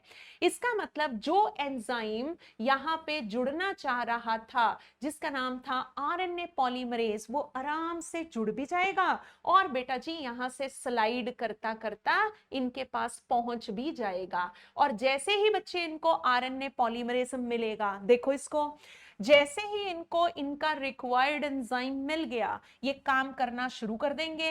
पहले ये ट्रांसक्रिप्शन होगी, फिर आप देखोगे ट्रांसलेशन होगी और फिर कंसर्न्ड एंजाइम बन जाएंगे। इसका मतलब लैक्टोज को तोड़ने की जो मशीनरी है ना वो रेडी हो गई है। 3 जने पैदा हो गए हैं। बस नीट में बच्चे इसी को रीफ्रेम कर करके सवाल आते हैं। जो Z जीन होता है वो बीटा गैलेक्टोसाइडेस एंजाइम को बनाएगा। मेरे साथ याद करो, यही लर्न करने वाला पोर्शन है। Z जीन बीटा गैलेक्टोसाइडेस को बनाएगा। Z जीन बीटा गैलेक्टोसाइडेस को बनाएगा। Y जीन परमीएस को बनाएगा। समझ गए बेटा? ऐसे ही A जीन ट्रांसएसिटाइलेस को बनाएगा। तो 3 जीन थे और वो 3 एंजाइम्स को पैदा करेंगे। आपको रिस्पेक्टिवली जरूर देख लेना है। Z जीन है तो इस एंजाइम को बनाएगा, Y जीन है तो परमीएस को बनाएगा, ए जीन है तो ट्रांसएसिटाइलेस को बनाएगा। इसका मतलब 3 जीन एक्टिव हो गए, 3 एंजाइम हमारे पास बनके तैयार हो गए। ये है बेटा वो मेन एंजाइम जो इस लैक्टोज शुगर को तोड़ देगा। ग्लूकोज में और गैलेक्टोज में मैं सीधी बात बोलूं तो ये सिस्टम ऑन हो गया। हमने उसको धक्के से लैक्टोज खिलाई लेकिन हमारा मिशन सक्सेसफुल हो गया, लैक्टोज टूटनी शुरू हो गई। जो सिस्टम पहले ऑफ था अब आप देख रहे हो कि वो सिस्टम क्या हो गया, ऑन हो गया। लैक्टोज जो कि एक डाइसेकेराइड शुगर होती है वो मोनोसेकेराइड शुगर यानी ग्लूकोज और गैलेक्टोज में कन्वर्ट होनी शुरू हो गई। सिंपल करके बोलूं तो उसने लैक्टोज खाना पीना शुरू कर दिया, तोड़नी शुरू कर दी। तो ये सिस्टम पहले ऑफ था और अब ये सिस्टम पूरी तरह से मुझे बताओ क्या हो चुका है, ऑन। इसका मतलब इस सिस्टम को ऑन करना पड़ता है, ऑन करना पड़ता है, इंड्यूस करना पड़ता है। दैट मीन्स ये इंड्यूसेबल ऑपेरॉन है। बच्चे ऑपेरॉन बड़े टाइप के होते हैं, आपको याद करना है कि ये ऑफ था, इसको हमने ऑन किया है तो इसको ऑन करना पड़ता है। अब क्योंकि इसको ऑन करना पड़ता है, इंड्यूस करना पड़ता है, सो ये इंड्यूसेबल ऑपेरॉन है और चीजें टूटती हैं। इसका मतलब ये कैटाबॉलिक ऑपेरॉन है। कैटाबॉलिज्म होता है टूटना, ब्रेकेज होना। ये हुआ, ठीक है। अब आप यहां पे देख रहे होगे जब मैंने बोला ना कि इसने लैक्टोज को तोड़ा, है ना, फिर आप सोच रहे होगे वो क्या कर रहे हैं, वो विले बैठे हुए हैं। बिल्कुल भी नहीं बेटे, उनका अपना पर्टिकुलर फंक्शन है।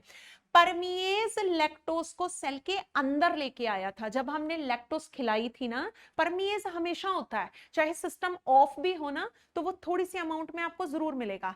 जैसे ही आपने लैक्टोज दी ना भाई ये खा, तो परमीएज ही उसको अंदर लेके आया था। परमीएज परमेबिलिटी से रिलेटेड है, तो परमीज उस लैक्टोज को अंदर लेके आया था, बीटा गैल ने उस लैक्टोज को तुड़ाया। पर बेटे जब वो अंदर लेके आ रहा था तो कुछ टॉक्सिन्स जो है ना वो भी साथ में जनरेट हो जाते हैं। तो इस काम के दौरान कुछ टॉक्सिफिकेशन भी देखा गया जो हो जाती है, उसको डिटॉक्सिफाई करने का काम किसका होता है, ट्रांसएसिटाइलेज का। सो आई होप आपको तीनों एंजाइम्स का, तीनों जीन्स का, तीनों एंजाइम्स का फंक्शन समझ आ गया। लैक्टोज को परमीएज अंदर लेके आएगा, बीटा गैल उसको तुड़ाएगा और जब ये प्रोसेस होगा वो अंदर आएगा तो कुछ टॉक्सिन्स जनरेट होंगे और उनको डिटॉक्सिफाई करने की रिस्पॉन्सिबिलिटी किसकी होगी, ट्रांसएसिटाइलेज। मतलब हमें सबका फंक्शन समझ में आ गया। बीटा गैल तुड़ाएगा, परमिएस लैक्टोज को अंदर लेके आएगा, फिर बीटा गैल तुड़ाएगा और ट्रांस एसिटिलेज इस प्रोसेस के दौरान कोई भी टॉक्सिसिटी जनरेट हो रही है तो उसको डिटॉक्सिफाई करेगा। धक्के से खिलाया पर मिशन हो गया हमारा सक्सेसफुल। तो कितनी बढ़िया एग्जांपल देखो बेटे, एक सिस्टम है ना, जब उसकी जरूरत नहीं है तो उसको बंद करके रखा था, जब उसकी जरूरत पड़ी तो उसको ऑन कर दिया। बताओ इससे बेटर क्या ही एग्जांपल होगा कि जीन्स आर रेगुलेटेड। इसीलिए इसको इतनी डिटेल में पढ़ा जाता है और अच्छे से समझा जाता है। समझ गए बच्चे? तो लैक्टोज ने इंड्यूसर का काम किया, इसको रास्ते में रोक लिया, नहीं जा पाया, सिस्टम ऑन हो गया, आरएनए पोल यहां जाके जुड़ा, स्लाइड करके आगे गया, इनको अवेलेबल हुआ और जैसे ही इनको अवेलेबल हुआ इन्होंने एंजाइम बनाने शुरू कर दिए और उन एंजाइम्स ने लैक्टोज को मेटाबोलाइज करना शुरू कर दिया। आप कई बच्चे यहां पे पूछते हैं ये बीटा गैलेक्टोसाइडेस एंजाइम ऐसा नाम क्यों है? तो ध्यान से सुनना, ये बीटा गैलेक्टोसाइडेस एंजाइम इसलिए नाम है क्योंकि लैक्टोज एक बीटा गैलेक्टोसाइड शुगर होती है। लैक्टोज एक बीटा गैलेक्टोसाइड शुगर है, तो फिर तोड़ने वाला कौन होगा? साइडेस। समझ गए हो? और ये बढ़िया सा सिस्टम जो आपने देखा ना, ये दो फ्रेंच साइंटिस्ट ने ढूंढा था जिनका नाम जैकब और मोनोट था। और ये सैंपल, जैसे बिल्डर्स एक सैंपल फ्लैट बना के रखते हैं दिखाने के लिए, ऐसे अगर ऑपरॉन को समझना है ना तो सैंपल ऑपरॉन है। सो एनसीईआरटी अपनी समरी में लिखती है कि इट्स अ प्रोटोटाइप ऑपरॉन। ठीक है बच्चे? अच्छा, आगे बढ़ते हैं इस चीज को डिस्कस करने से पहले। ठीक है, अब आप इसको ध्यान से देखो, ठीक है, और इस क्वेश्चन को अच्छे से पढ़ो। बीटा गैलेक्टोसाइडेस, आपको बताना है इनकरेक्ट स्टेटमेंट क्या है। ठीक है, beta galactosidase in E coli is used to catalyse the hydrolysis of disaccharide. जो बीटा गैलेक्टोसाइडेस है, जो एंजाइम हमने अभी अभी देखा, ये लैक्टोज शुगर को ग्लूकोज और गैलेक्टोज में तोड़ेगा। If lactose is absent in the medium, synthesis of enzyme beta galactosidase is not required. अगर लैक्टोज ही नहीं है तो फिर उसको तोड़ने वाले को हमने क्या करना है? सो लैक्टोज नहीं है तो एंजाइम भी रिक्वायर्ड नहीं होगा। Lactose permease increases permeability of the cell to beta galactosidase. जो परमिएज है वो परमेबिलिटी इंक्रीज करता है of the cell to beta galactosidase. अब आप मेरे को बताओ कि जो परमिएज एंजाइम है, क्या किसकी परमेबिलिटी को इंक्रीज करता है? किसको अंदर लेके आता है बच्चे? लैक्टोज को अंदर लेके आता है वो। समझ गए हो ना? तो इस हिसाब से, अच्छा एक चौथी स्टेटमेंट भी पढ़ लेते हैं। Lactose is the substrate for enzyme beta galactosidase and it regulate switching on end of of the operon. इसका मतलब ये ठीक है और ये हमारा स्टेटमेंट गलत। परमिएज बीटा गैलेक्टोसाइडेस की परमेबिलिटी नहीं बढ़ाता, जो परमिएज है वो लैक्टोज की एंट्री को फैसिलिटेट करता है। समझ गए ना? लैक्टोज की एंट्री को फैसिलिटेट करता है। जो एंजाइम है बच्चे वो अंदर ही बनता है। समझ गए? बढ़ते हैं आगे, ध्यान से देखना। इस क्वेश्चन को भी देखो, एक टिपिकल क्वेश्चन जैसे नीट में आते हैं वैसे वाला सवाल है ये। आराम से आपने इस क्वेश्चन को पढ़ना है। ये क्वेश्चन को ध्यान से देखना। इस पोर्शन को आप ध्यान से फोकस करके देखो और मुझे नहीं लगता कि अगर आपने ढंग से सुना है तो आपको इसमें टाइम लगेगा। हमें बतानी है बच्चे इनकरेक्ट स्टेटमेंट। लैक ऑपरॉन में लैक्टोज इंड्यूसर का काम करता है। बिल्कुल ठीक, जो लैक ऑपरॉन है इसमें लैक्टोज इंड्यूसर का काम करता है, हमने अभी देखा। फिर कहते हैं आई जीन एक्टिवेटर है। आई जीन एक्टिवेटर नहीं है, रिप्रेसर का प्रोडक्शन करता है। तो गलत स्टेटमेंट तो मुझे बच्चे यहीं पे मिल गई है, गलत ही पूछी थी उन्होंने, इसका मतलब आगे वाली सही है। This operon refer to lac operon and consist of 1 regulatory gene I gene और 3 स्ट्रक्चरल जीन। आई जीन एक होता है, स्ट्रक्चरल जीन 3 होते हैं। सही हो गया। Operon is in switched on position when RNA pol could access to promoter and transcription proceed. जैसे ही आरएनए पोल उस जगह पे जाके बाइंड करेगा ये सिस्टम ऑन हो जाएगा। दैट मीन्स जो अगर आपने कहानी सुनी है तो फिर ये भी आपको पता है स्टेटमेंट बिल्कुल सही है। आई जो है ना वो एक्टिवेटर है बच्चे, आई एक्टिवेटर नहीं है। आई रिप्रेसर प्रोटीन को पैदा कर रहा था, वो एक्टिवेशन का काम नहीं कर रहा था। तो ये बहुत ही सिंपल, मतलब जिसको लैक ऑपरॉन आता है उसके लिए क्वेश्चन बहुत इजी है। ठीक है, आगे बढ़ते हैं, ध्यान से देखना। अगर हम एक इकोलाई का लैक ऑपरॉन देखें और मान ले कि जो म्यूटेशन है वो हुई है ना, ध्यान से क्वेश्चन को सुनना, वो आपकी ग्रिप देखते हैं टॉपिक के ऊपर कितनी है, इसलिए अक्सर अज्यूम भी करके अजम्पशन के साथ भी क्वेश्चन देते हैं, भाई ऐसा हो गया बताओ आगे क्या होगा, है ना। तो मान लो बच्चे जो आई जीन है ना वो म्यूटेट हो गया, क्वेश्चन को ध्यान से पढ़ो, वो म्यूटेट हो गया, अब म्यूटेशन में क्या हुआ, वो डिलीट ही हो गया, ठीक है।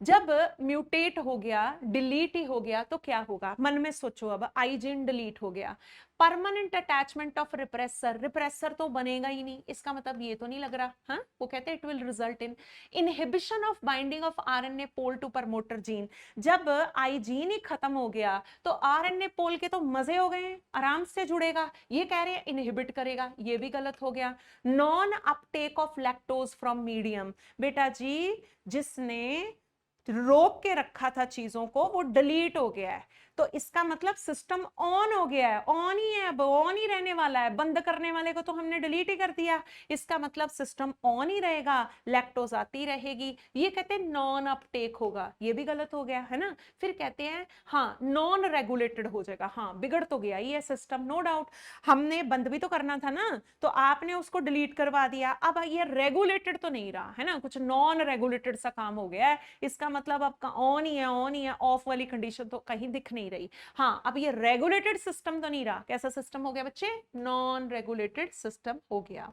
वापस चलते हैं और ध्यान से एक कॉन्सेप्ट में आज आपको सिखा रही हूं, और जैसे आपने डिजेनरेसी का कॉन्सेप्ट सीखा और वो वीकेस्ट एरिया होता है, ऐसे ही आपको एक और वीकर एरिया बताती हूँ, और मेन चीज पता क्या है, एनसीईआरटी इसका रेफरेंस लिख के छोड़ देती है, एनसीईआरटी इसकी कोई डिटेल नहीं बताती है, पर हाँ इसका रेफरेंस जरूर उन्होंने दिया हुआ है। So for the next few minute एक बहुत इंपॉर्टेंट एरिया है, आप इसके ऊपर ध्यान देना।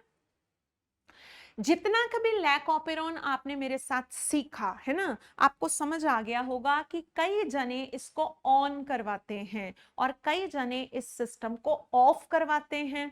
जो भी बच्चे ऑन कराएगा इस सिस्टम को, आप बोलोगे उसका कंट्रोल कैसा है, पॉजिटिव। जो भी इस सिस्टम को ऑन करेगा उसका पॉजिटिव कंट्रोल माना जाएगा, जो भी इस सिस्टम को ऑफ करवाएगा उसका नेगेटिव कंट्रोल माना जाएगा। इसका मतलब बच्चे इस सिस्टम के ऊपर पॉजिटिव कंट्रोल भी होता है और नेगेटिव कंट्रोल भी होता है। जो भी, मैं रिपीट कर दूं, जो भी इसको बंद कराएगा उसका नेगेटिव कंट्रोल है और जो भी इसको ऑन कराएगा उसका पॉजिटिव कंट्रोल है। अब डिस्कशन के बाद इन दोनों को तो आप जान ही गए हो अच्छे से, है ना। ये देखो, इंड्यूसर ऑन करवाता है तो कैसा कंट्रोल हो गया बच्चे, पॉजिटिव। रिप्रेसर जो है वो बंद करवाता है, कैसा कंट्रोल हो गया, नेगेटिव। इंड्यूसर ने ऑन करवाया, रिप्रेसर ने बंद कराया, रिप्रेसर का नेगेटिव कंट्रोल, इंड्यूसर का पॉजिटिव कंट्रोल, और उसमें आप ऑलरेडी इस चीज को समझ चुके हो, ठीक है। अब आते हैं एक बहुत इंपॉर्टेंट पॉइंट पे, और वो सुनना, ध्यान से सुनना। मान लो मैंने धक्के से उसको लैक्टोज खिलाई थी, ये तो आपको पता है ना, उसका प्रेफर्ड सोर्स तो ग्लूकोज ही होता है ना, जब ग्लूकोज नहीं मिलता तो फिर लैक्टोज भी खा लेता बेचारा, है ना, पर धक्के से खिलाई। सपोज कर लो मैंने कुछ ग्राम्स लैक्टोज उसको दिया था, ठीक है, और उस बेचारे ने लैक्टोज खानी शुरू कर दी। मैं बहुत हैप्पी हूं कि मैंने उसको धक्के से खिला दिया, पर एक चीज सीखना, आपकी दी गई पूरी लैक्टोज को वो नहीं खाएगा, ये सिस्टम थोड़ी देर ऑन होने के बाद बंद हो जाएगा। आपकी दी गई लैक्टोज पूरी तरह से मेटाबोलाइज भी नहीं हो पाएगी और ये सिस्टम बंद हो जाएगा, मतलब ये सिस्टम ऑन हो गया तो ऐसा नहीं है अब उसने लैक्टोज को तोड़ते ही जाना है, तोड़ते जाना है, आप देखोगे कि थोड़ी देर बाद ये सिस्टम बंद हो जाएगा। अब उसका रीजन सुनो, ये सिस्टम बंद क्यों हो गया, है ना। अब कई बच्चों को क्विक आंसर मिलता है यहाँ पे कि ये सिस्टम बंद कैसे हो गया, बेटे उसका फेवरेट खाना बन गया, और ये फेवरेट खाना कौन सा है, ग्लूकोज, है ना। हमें ऐसे ही लगेगा भी उसका फेवरेट फूड बन गया, अब लैक्टोज क्यों खाएगा, है ना। ठीक है आपकी बात, है ना, लेकिन रीजन एक्चुअली कुछ और है। ये उसका फेवरेट फूड जो बना है ना, इसी ने सिस्टम को बंद करा देना है, ग्लूकोज ने ही सिस्टम को बंद करा देना है। जो यहाँ विलन का रोल प्ले करेगा और सिस्टम को ज्यादा देर ऑन नहीं रहने देगा, ऑफ कोर्स वो ग्लूकोज ही है। ग्लूकोज उसका फेवरेट फूड तो है ही है, प्लस ग्लूकोज का नेगेटिव एक्शन होता है इस ऑपेरॉन के ऊपर। ये ग्लूकोज जो पैदा हो रहा है, ये सिस्टम को ज्यादा देर तक चलने नहीं देगा, और थोड़ी देर के बाद आप देखोगे ये सिस्टम शट ऑफ हो जाएगा। तो मुझे ये सीखना है भी, ये कैसे हो गया, ग्लूकोज ने सिस्टम बंद कैसे कराया, ये ग्लूकोज इफेक्ट क्यों होता है इस ऑपेरॉन पे, ग्लूकोज इस ऑपेरॉन का दुश्मन क्यों है, इसको बंद क्यों करा देता है। तो इसको समझो। रियलिटी ये है कि बच्चे, जो आप लोगों ने प्रमोटर देखा है ना आज, जिस प्रमोटर के ऊपर आरएनए पोल एंजाइम आके जुड़ता है, इस प्रमोटर के पास आरएनए पोल एंजाइम आके जुड़ता है, समझ रहे हो ना। तो यहाँ पे इन दोनों की बाइंडिंग को फैसिलिटेट करने के लिए, इनकी बाइंडिंग को प्रमोट करने के लिए हमें जरूरत पड़ती है CAMP की। जो प्रमोटर के साथ एंजाइम आके जुड़ता है, उस चीज को हैपन करने के लिए, फैसिलिटेट करने के लिए हमारी कोई मदद करता है। मतलब कोई अच्छा सा आ गया है जो प्रमोटर और एंजाइम को बाइंड करने में मदद करेगा, या ऐसा बोल लो कि एंजाइम को प्रमोटर रिकॉग्नाइज करने में मदद करेगा, दोनों की बाइंडिंग में मदद करेगा। नाम है बच्चे उसका साइक्लिक एडिनोसिन मोनोफॉस्फेट। और साइक्लिक एडिनोसिन मोनोफॉस्फेट को भी फर्दर एक प्रोटीन चाहिए होती है अपने काम के लिए, और इनका नाम है बच्चे कैटाबॉलिक एक्टिवेटर प्रोटीन। ठीक है जी। अब मैं कुछ एनसीईआरटी के पॉइंट हाईलाइट करूंगी, सो ध्यान से सुन लेना। तो समराइज करती हूँ भाई, हमने पढ़ा भाई प्रमोटर के साथ एंजाइम आके जुड़ता है, पढ़ा आपने। अच्छा, उनकी हेल्प कोई करेगा? जो प्रमोटर और एंजाइम की आपस में बाइंडिंग है, उसको जो फैसिलिटेट करेगा, जो हेल्प करेगा, वो CAMP होता है, that is cyclic adenosine monophosphate, जो कि सेल के अंदर होता है। और साइक्लिक एडिनोसिन मोनोफॉस्फेट की फर्दर हेल्प कौन करता है, उसको अपना एक्शन करने के लिए एक प्रोटीन्स चाहिए होती हैं बेटे, और इसका इनडायरेक्टली एनसीईआरटी ने नाम लिया हुआ है एक्टिवेटर प्रोटीन करके। पूरा नाम सुन लो, कैटाबॉलिक एक्टिवेटर प्रोटीन। तो ये बाइंडिंग के लिए CAMP चाहिए, CAMP को अपना काम करने के लिए कैप चाहिए। इसका मतलब ये पूरा का पूरा कॉम्प्लेक्स बहुत मदद करता है, एंजाइम यहां आके जुड़ता है, स्लाइड करता है। पहले तो आप मुझे ये बताओ कि इसका कैसा रोल हुआ फिर, कैप और CAMP का। इसने मदद करी है ना सिस्टम को ऑन, एंजाइम आके जुड़ा, एंजाइम अच्छे से प्रमोटर को ढूंढ पाया, उसके ऊपर बाइंड करा, फिर स्लाइड करा, मतलब ये तो हेल्पर था हमारा, ये हेल्प कर रहा है सिस्टम को ऑन होने में। और मैंने अभी बताया कि जो हेल्प करे उसका कैसा कंट्रोल होता है, पॉजिटिव।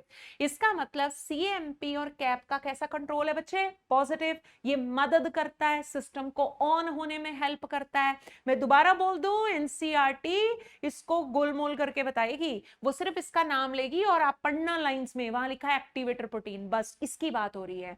ये एक्टिवेटर प्रोटीन और CAMP, ये दोनों का कॉम्प्लेक्स है, ये प्रमोटर से जुड़ जाता है, प्रमोटर को हाईलाइट करता है। जैसे हम किसी बहुत 10-15 घर है और हमने किसी घर को ढूंढना है, तो कोई जाके अगर उसकी लाइट ऑन कर देगा तो हम उस घर को जल्दी ढूंढ पाएंगे। मान लो अंधेरे में 15-20 घर हैं, मुझे एक पर्टिकुलर घर को ढूंढना है ना, ऐसे अंधेरे में 15-20 में से एक घर ढूंढना कितना मुश्किल है। लेकिन अगर कोई जाके उस घर की लाइट ऑन कर दे तो मैं तो फटाफट पहचान जाऊंगी कि वो किधर है। ऐसे ही प्रमोटर को जाके हाईलाइट कौन कर देता है, ये, फिर एंजाइम भागा भागा आता है और उस प्रमोटर के साथ आके जुड़ जाता है। इसका मतलब इसने मदद करी है।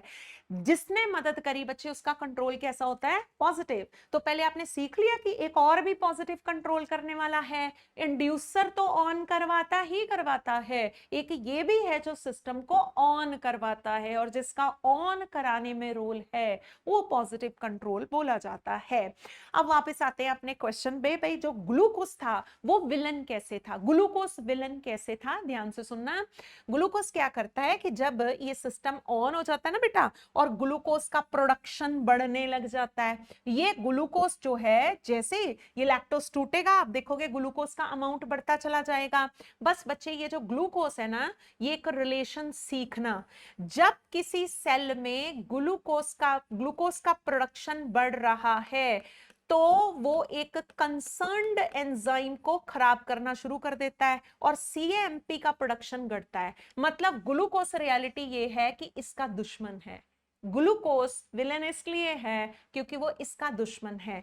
किसी भी सेल में, बायोलॉजी में याद रखना इस चीज को, अगर ग्लूकोज का अमाउंट बढ़ता है तो वो एक एंजाइम जो कंसर्न्ड एंजाइम है उसको, क्योंकि एनसीईआरटी उसका नाम नहीं लेती तो there is no need to remember, glucose जैसे जैसे बढ़ेगा वो एक कंसर्न्ड एंजाइम को इनहिबिट करना शुरू कर देगा। वो सीएमपी से रिलेटेड एंजाइम था, तो ग्लूकोज बढ़ेगा तो सीएमपी घटेगा, ग्लूकोज बढ़ेगा तो सीएमपी घटेगा।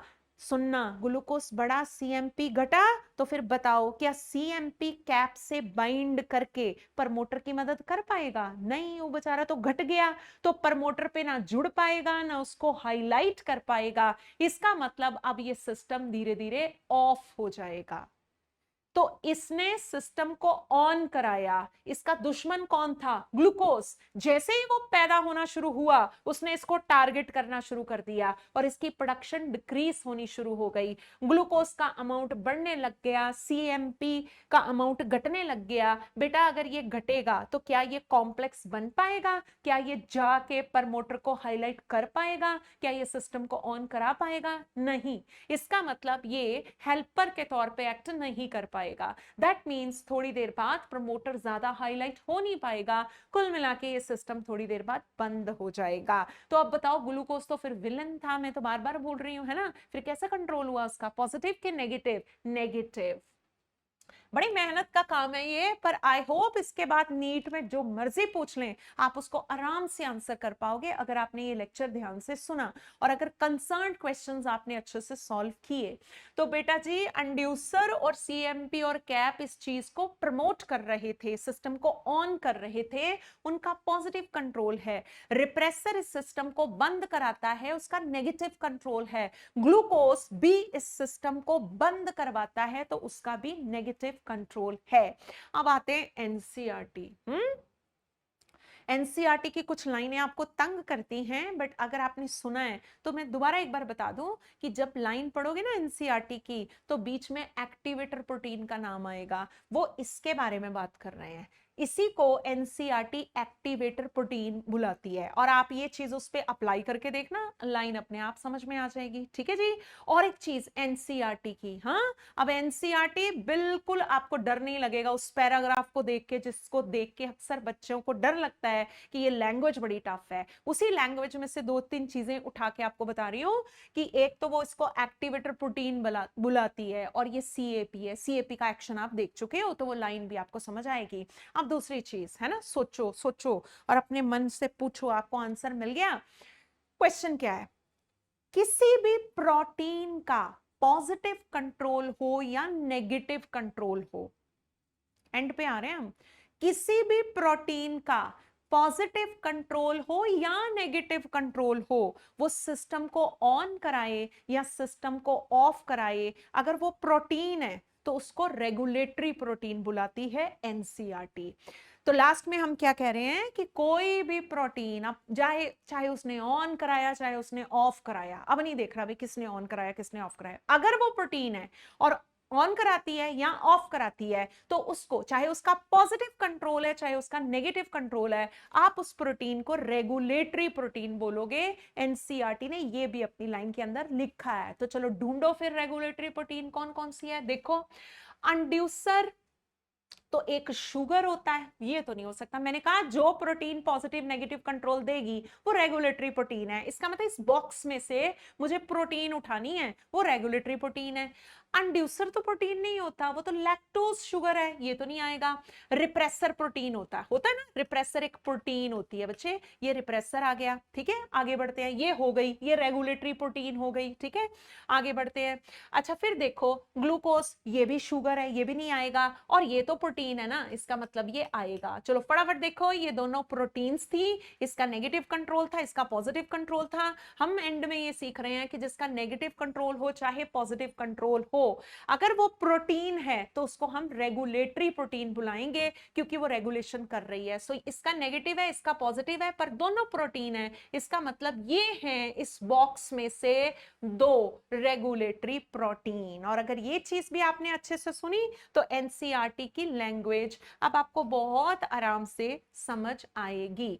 ठीक है जी, इस क्वेश्चन को सॉल्व करते हैं। लास्ट में रेगुलेटरी जीन के साथ जाएगा B, it code for repressor protein. अब तो ये ऐसे चुटकियों में सॉल्व होने वाला क्वेश्चन है आपके लिए।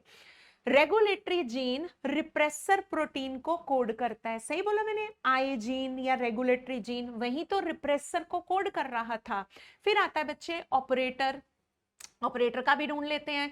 ऑपरेटर ही है जिसके साथ रिप्रेसर आके बाइंड करता है और सिस्टम शट ऑफ हो जाता है, ये भी सही हो गया। अच्छा आगे बढ़ते हैं, अब आता है प्रमोटर। अच्छा प्रमोटर तो अभी अभी कितना सीखा उसके बारे में कि उसके साथ एंजाइम आके बाइंड करता है, कौन से वाला, ये वाला है ना। और फिर स्ट्रक्चरल जीन वो होते हैं जिन्होंने प्रोटीन बनाई या जिनके एक्सप्रेशन को कंट्रोल किया गया। ZYA की बात हो रही है, जिन्होंने प्रोटीन बनाई, पॉलीपेप्टाइड बनाया। ठीक है, सो इस हिसाब से हमारा आंसर यहां पे बनेगा 1। ठीक है, एनसीईआरटी आपको सताए नहीं, इसके लिए एक लास्ट में जाते जाते एक और क्वेश्चन को ध्यान से सुनना, क्योंकि ये भी बड़े बच्चों को डाउटफुल रहता है। और इस क्वेश्चन को सॉल्व करने से पहले मैं आपको इसके बेसिक्स बता देती हूँ। इस डायग्राम को ध्यान से देखो, ये वाली डायग्राम को देखो। ठीक है, ध्यान से देखना। वैसे पता है जीन क्या होता है? जीन क्या होता है? जो प्रोटीन बनाता है, और वो प्रोटीन बॉडी पे एक्सप्रेस करती है ना। Gene is the unit of inheritance. Gene protein बनाता है, पॉलीपेप्टाइड को बनाता है, और वो प्रोटीन हमारी बॉडी पे एक्सप्रेस करती है, जैसे हमारा आई कलर। ठीक है ना, तो कोई भी जीन उसको बुलाते हैं जो प्रोटीन बनाए और वो बॉडी पे एक्सप्रेस करे, वो होता है जीन, या वो एक्सप्रेशन दे। तो इस हिसाब से बच्चे फिर ये जीन है ना, यही जीन है ना, यही काम कर रहे हैं, इन्हीं का एक्शन कंट्रोल हो रहा था, तो ये तो जीन है ही है, 100% ये तो जीन है ही है। स्ट्रक्चरल जीन इनका नाम है, स्ट्रक्चरल जीन इनका नाम है, ये जीन है, इसकी तो गारंटी है ना। इधर आते हैं, अब इनको देखो, ये तो उसके एक्शन को कंट्रोल कर रहे थे, ये तो एज सच उनके एक्शन को कंट्रोल कर रहे थे, ये खुद कोई प्रोटीन बना के बॉडी पे एक्सप्रेस नहीं कर रहे थे। एक्शन वो कर रहे थे, कंट्रोल ये कर रहे थे, पर बेटे लूजली जो कंट्रोल करने वाले भी होते हैं, उन्होंने कोई प्रोटीन एज सच बनाई नहीं है जो एक्सप्रेशन दे रही है ऐसे, है ना, लेकिन फिर भी हम उनको भी जीन बुला देते हैं। और मैंने तो बहुत बार बोला, inhibitory gene, promoter gene, operator gene बोला ना, तो एक्चुअली ये सीक्वेंसेस हैं, ये कोई प्रोटीन नहीं बना रहे हैं। तो रियलिटी में जो जीन का डेफिनेशन है वो 100% इधर अप्लाई हो रहा है, इधर नहीं हो रहा, पर फिर भी लूजली, है ना, रेगुलेटरी जीन्स बुला देते हैं, जबकि रियलिटी ये है कि ये रेगुलेटरी सीक्वेंसेस हैं।